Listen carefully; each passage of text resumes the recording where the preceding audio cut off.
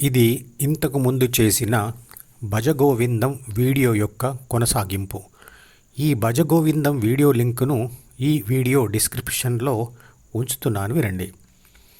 భజగోవిందం 14వ శ్లోకంలో అంటాడు, అన్నీ తెలుసుకొని సన్యాసి స్థితికి రాకున్నా వచ్చినట్లుగా వేషధారణ చేసినవాడు ఆత్మ గురించి సంపూర్ణంగా తెలిసి కూడా ఆత్మను చూస్తూ కూడా చూడనట్లుగా ఉంటాడు. అంటే పుస్తకాలను చదివి లేదా మధుపదం యూట్యూబ్ ఛానల్లో వచ్చిన వీడియోలు చూసి ధ్యానం గురించి సంపూర్ణంగా అర్థం చేసుకున్న వ్యక్తి కూడా ధ్యాన సాధన చేయకపోతే అతనికి స్థితప్రజ్ఞ రాదు. కాబట్టి అలాంటి వ్యక్తి జ్ఞాన ఫలితం లేదా స్థితప్రజ్ఞ వచ్చినట్లుగా నటిస్తూ ఉంటాడు. తనకు ధ్యాన గురువుగా గుర్తింపు రావడం కోసం మరియు ఆ గుర్తింపు వల్ల వచ్చే ఇతర సుఖాల కోసం నటించడం మానేసి ధ్యాన సాధన చేయాలి. భజగోవిందం 15-16వ శ్లోకములలో అంటాడు, శరీరం క్షీణిస్తూ పళ్ళు ఊడుతూ మరియు ముసలివాడై కర్ర పట్టుకొని నడుస్తూ ఉన్న ఆ మనిషి అంటే ప్రాథమిక మనసును చదివిన ఆత్మశక్తి తాను పట్టుకున్న అహం అంటే సిను మరియు కోరికలను అంటే డిను వదలడం లేదు.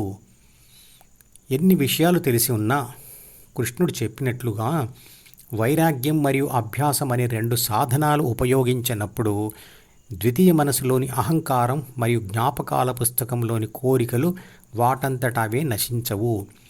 అలాంటిది యవ్వనంలో ఉన్నవాడు ఆశను ఎలా వదలగలడు? వైరాగ్య భావంతో చెట్టు కింద నివసిస్తూ భిక్ష ఎత్తుకుంటూ ఉన్నా, ఎండకు ఎండుతూ రాత్రి చలిమంటకు కాగుతూ ఉన్నా ప్రాథమిక మనసులోని 6 గుణాలు మరియు ద్వితీయ మనసులోని అహం కోరికలు ధ్యాన అభ్యాసం చేయనిదే అతనిని వదిలిపెట్టవు. 17వ శ్లోకంలో అంటాడు, ఎన్ని దానాలు చేసినా, వ్రతాలు చేసినా, పవిత్ర స్నానాలు చేసినా, ధ్యాన సాధన చేసి ఆత్మానుభవం కలగని వాడికి ద్వితీయ మనసు నుండి ముక్తి కలగదు. దానం చేయడం కూడా వైరాగ్యంలో ఒక భాగం. 18వ శ్లోకంలో అంటాడు, ప్రాపంచిక సుఖాల కన్నా వైరాగ్యంతో కూడిన ధ్యాన అభ్యాసం వల్ల కలిగే ధ్యాన సుఖం ఎక్కువగా ఉంటుంది అన్న విషయం ఆత్మానుభవం పొందిన వ్యక్తికే తెలుస్తుంది.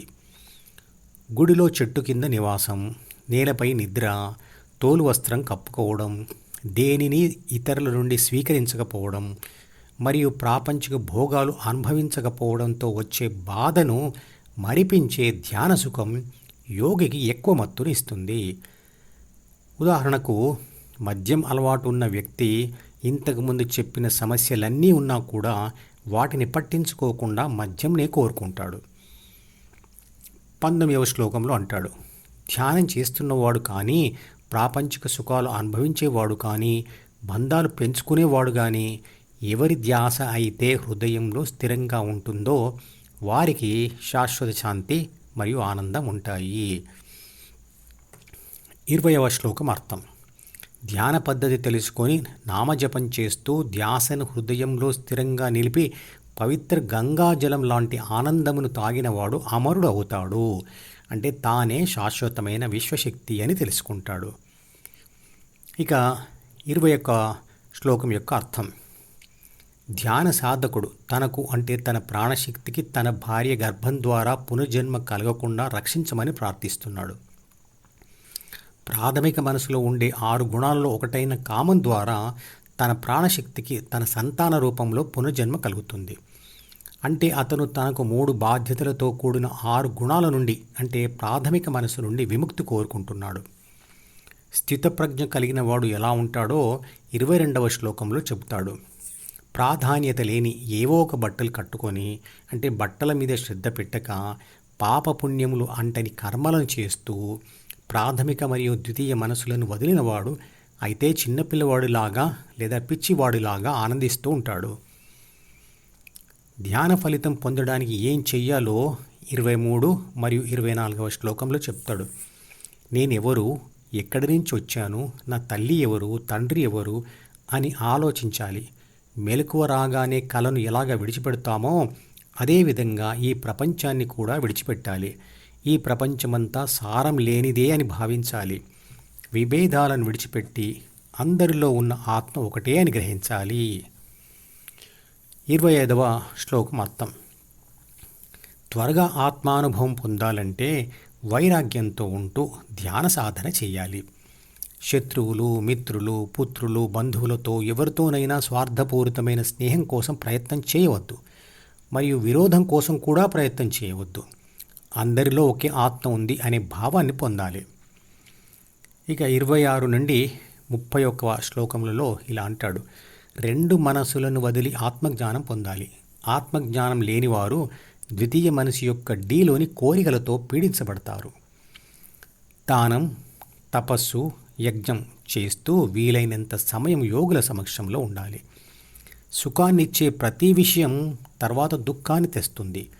తాత్కాలిక సుఖ దుఃఖాలతో చివరికి మరణమే అని తెలిసిన పాపం చేయడం మానడు మనిషి. పదవి, ధనం అనర్థాన్ని తెస్తుంది.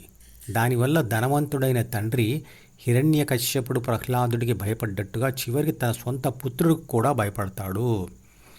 నామజపం చేస్తూ శ్వాస మీద ధ్యాస ఉంచడం, వైరాగ్యం పాటించడం చేస్తూ శాశ్వతమైనది ఏదో దానిని గ్రహించాలి. ప్రాథమిక మనసుతో కూడిన ఆత్మ అంటే ప్రాపంచిక ఆత్మ ద్వితీయ మనసును వదిలితే అది హృదయంలో స్థిరపడుతూ ఆత్మ సాక్షాత్కారం జరుగుతుంది అంటాడు. ఈ ఛానల్కి సబ్స్క్రైబ్ చేస్తే మీకు మాత్రమే క్రమం తప్పకుండా అన్ని వీడియోలు చూసే అవకాశం ఉంటుంది. ఇతరులకు షేర్ చేస్తే మీ వల్ల వారికి కూడా ఈ వీడియోలు చూసే అవకాశం వస్తుంది. లైక్ చేస్తే యూట్యూబ్ మేనేజ్మెంట్ మరికొందరికి ఈ వీడియోలను చూసే అవకాశం ఇస్తుంది.